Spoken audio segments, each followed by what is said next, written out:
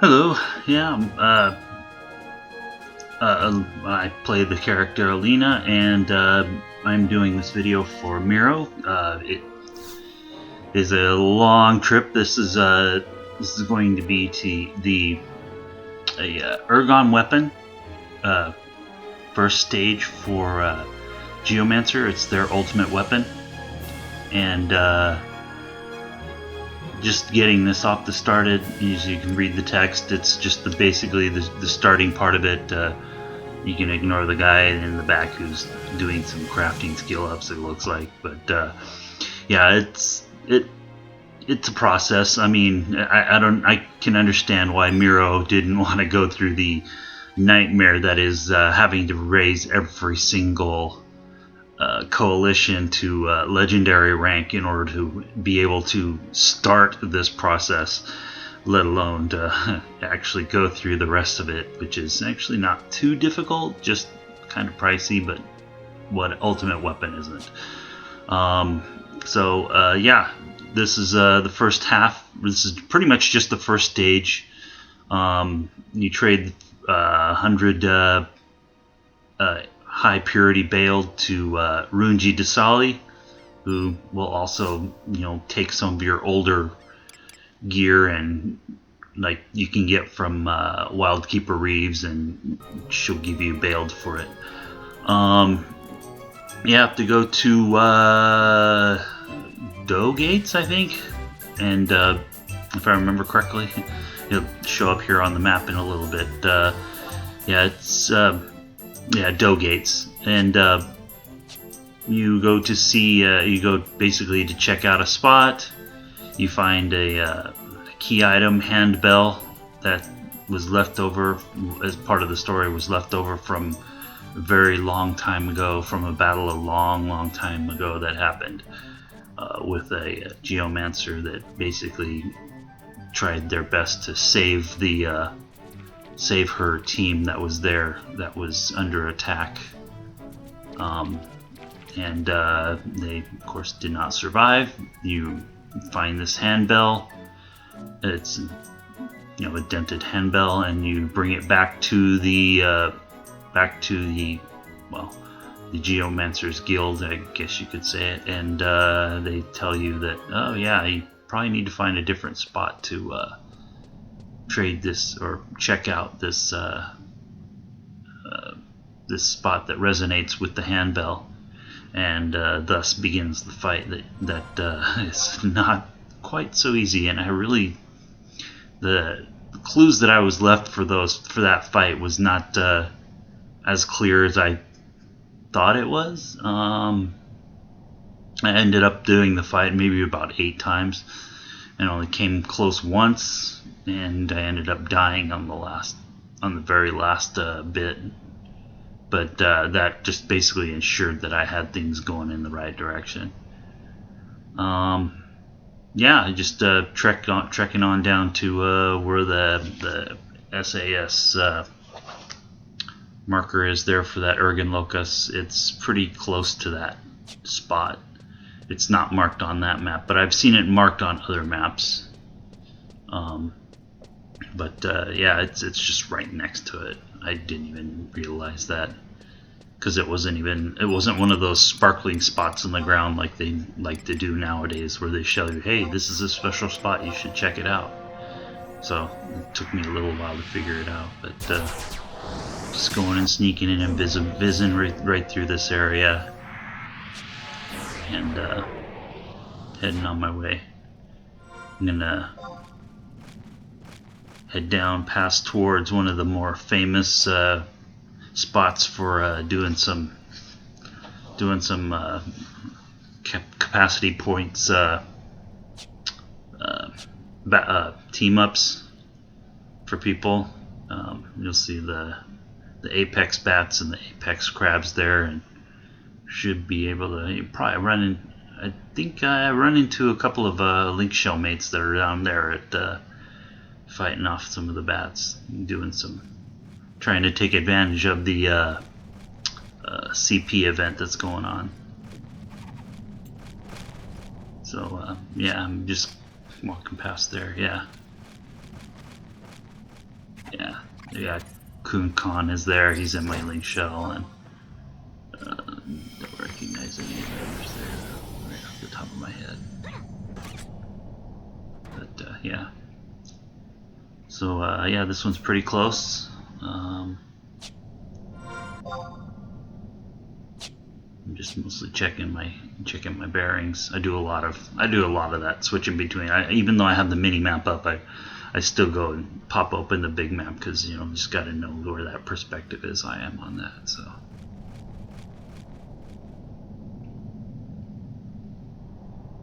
And as I'm going through there, yeah, this is not such a safe space because those apex crack claws, they're some of the apex mobs, they don't aggro, but this is one of the ones that will aggro, so I tended to not make sure that I always had my sneak and invis up at all times on that one. And I just actually just ended up going down the wrong corridor on this end, so.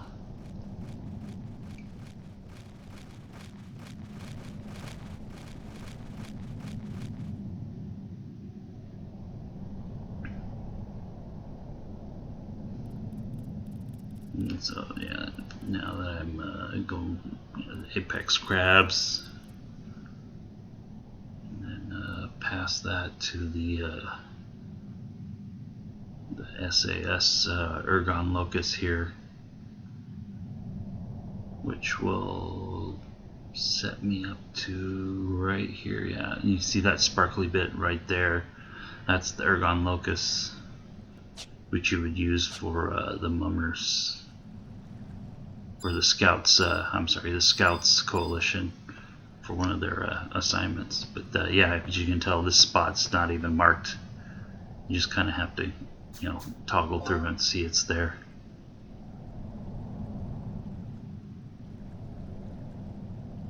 And clicking on it, and it gives me a little cutscene. Well, not really a cutscene, but just a little bit.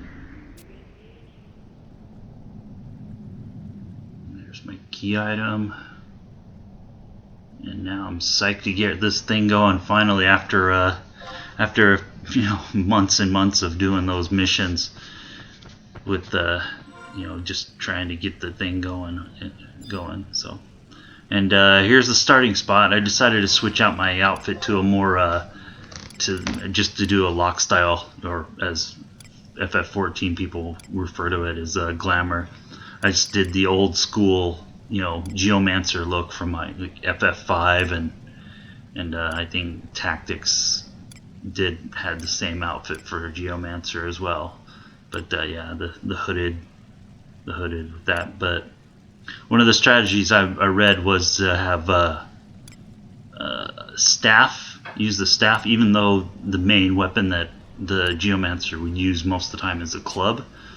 In this case, they said that the staff is probably one of the better ones because you can use Cataclysm weapon skill, which is a darkness elemental weapon skill, and it's an area effect, and it does pretty decent damage to all the Lupons that you have to attack, because the enemy will go ahead and summon multiple Lupons, something you can't really do. But hey, who cares? They get rules that we don't. So yeah, they're just gonna send, summon multiple Lupons. So it's basically it's gonna flood you over with all these different status effects on that, and then she'll also hit you with some tier 3 elemental spells at the same time. The two Geomancer spells I'm using, as you can see, is Indie Acumen, which is for magic damage, if I remember correctly.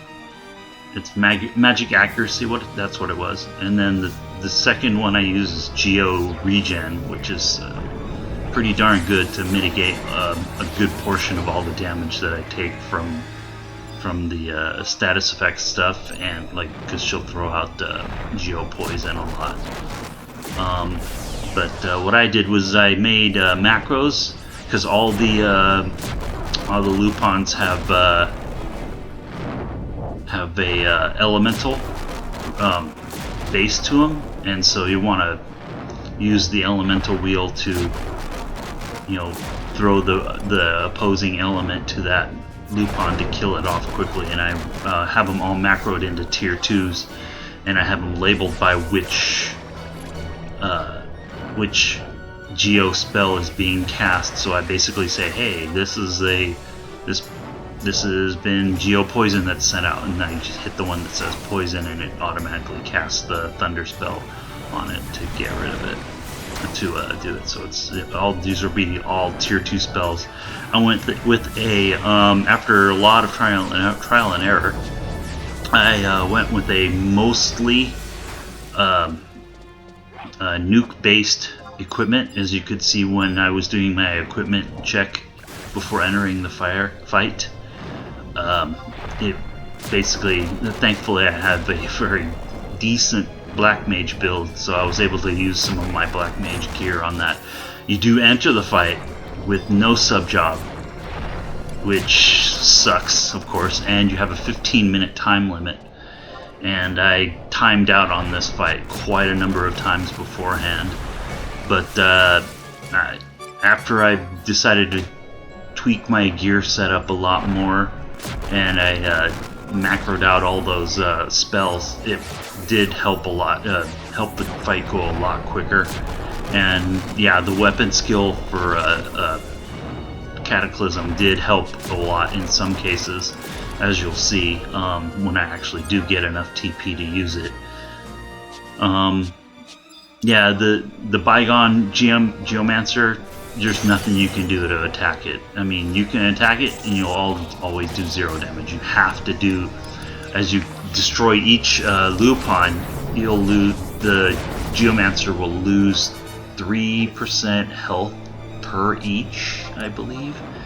That was the correct amount, was 3%. So you just got to keep whittling away and destroying those things, and make sure you're getting your own bubbles in, redone as they die down.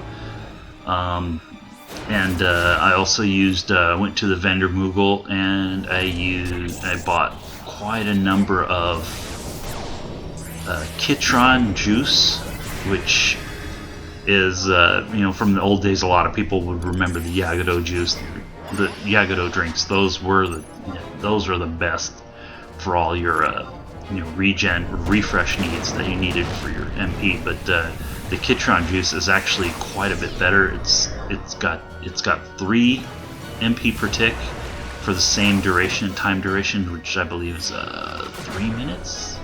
3-minute duration on each. So I bought about 5 or 6 of those, and then I also bought Vile Elixir and Vile Elixir +1, which are pretty good because they do, even though they don't give you a massive ton of MP and HP regen, they have a very minor delay when you can use your abilities after using them, because when you use regular ethers and elixirs, they give you there's a cooldown between you can start using spells and abilities. So that's the good thing about the Vile Elixirs. Even though they don't do as well of a they don't give you as much as the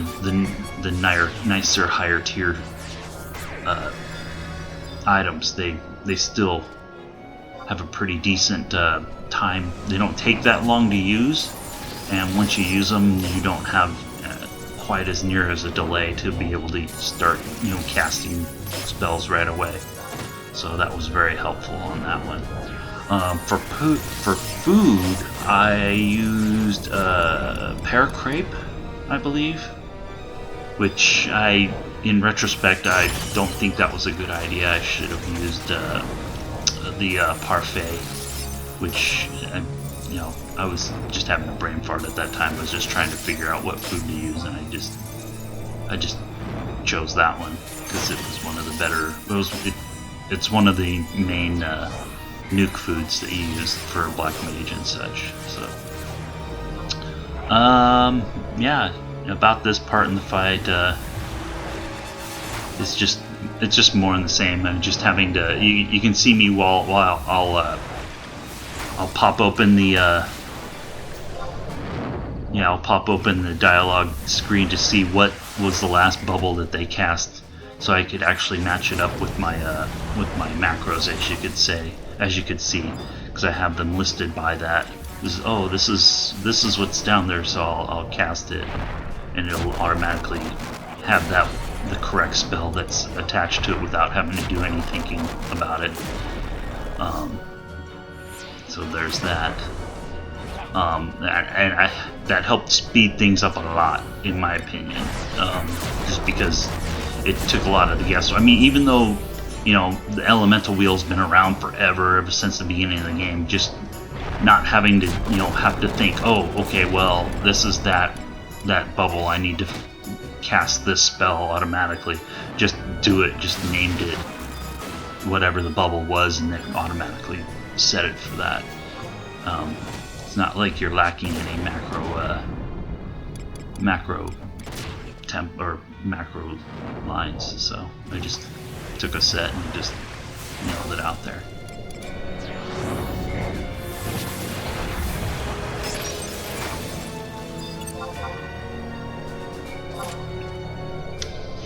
As I got pretty close to the end of the fight here,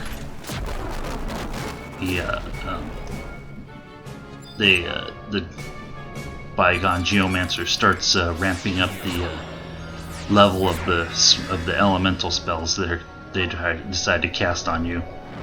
Now, by this point, they're already moved on to the tier 3 spells, and they're going to start ramping up to the 4s, and it's going to really start hurting.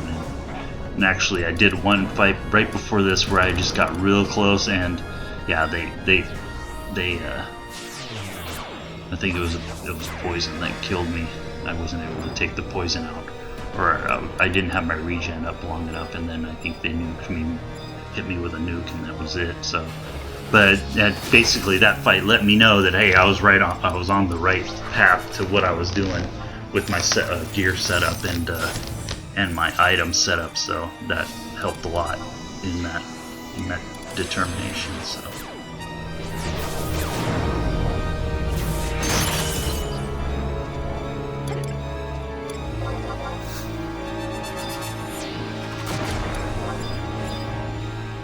Right there was where I used Cataclysm on multiple different Lupons.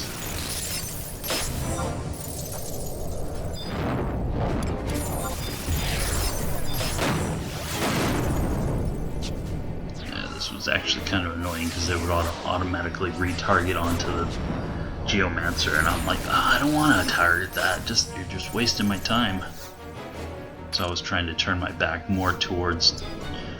Turn my back to the Geomancer so that I would actually auto-target onto one of the other Lupons, or I could just stop and do it. And my prioritization on some of those was definitely like the paralyzed, the Geo-paralyzed that you can see right there that I'm attacking, the one that looks like a big ice crystal.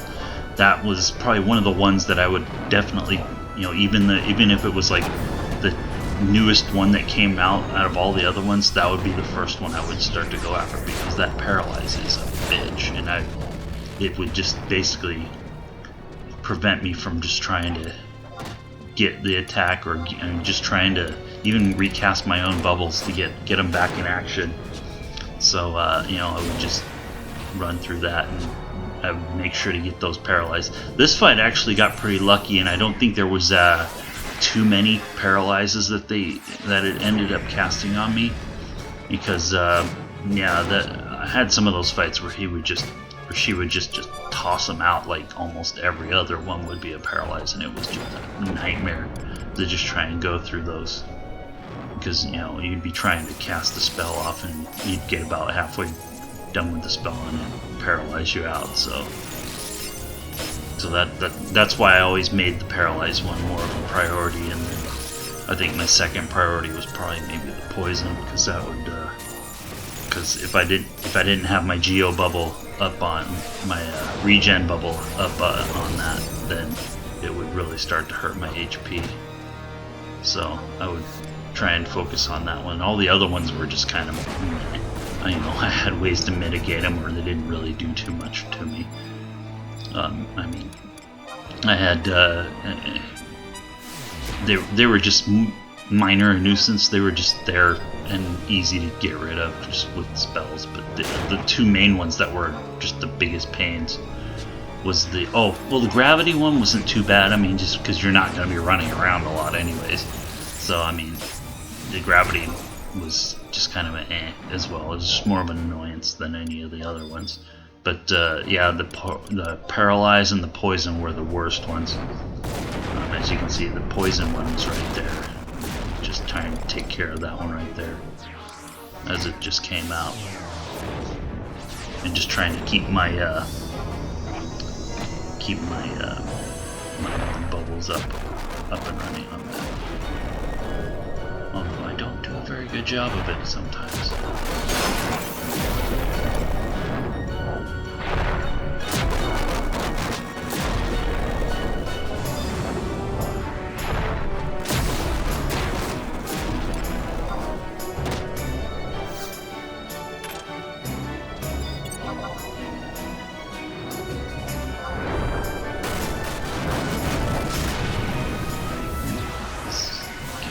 Close to the end of this fight. Yeah, my HP's gone down pretty well. Yeah, I ended up finishing this fight. I had not a lot of HP left. I mean, like I said, yeah, see, you can see she's already started ramping up to the tier 4 elemental spells to just start wailing on me with those. So that kind of gives you an idea that, yeah, I'm really starting to get to her and about ready to win this thing.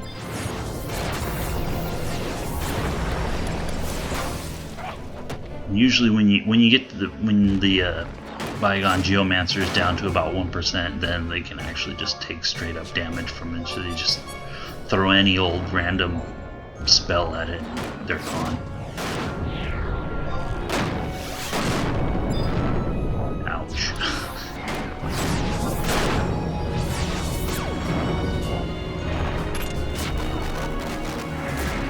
That was my last one right there, boom. No, I cannot. And then, yeah.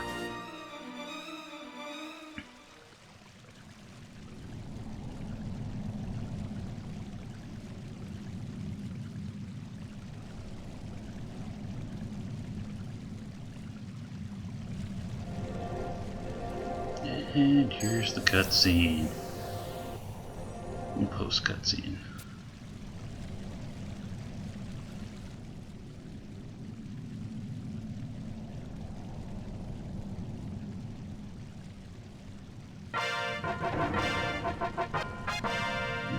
That fight. That was the fight. That's the hardest part of that, actually. Because the rest of it's all gathering stuff and, you know, just turning it in. I'll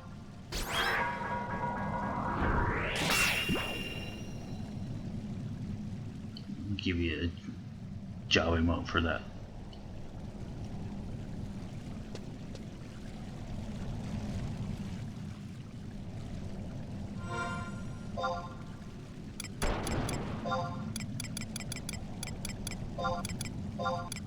Oh yeah, my lock style kind of screwed things up a little bit too, so it wouldn't give me my shield.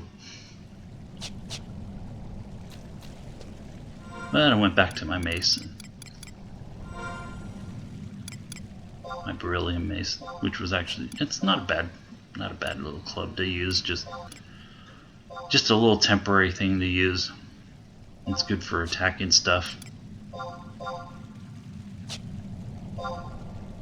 And that's my fun little lock style that I made too, where I can have my Aegis shield and my Mjolnir for my white mage.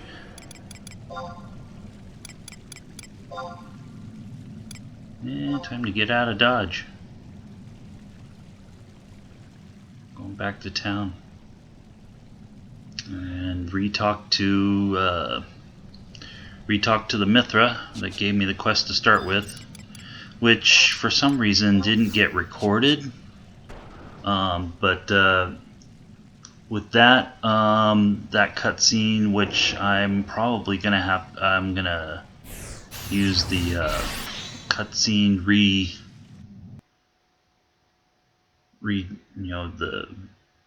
the cutscene rewinder or whatever the heck it is, to rewatch it, and then I'll just add it to the end here.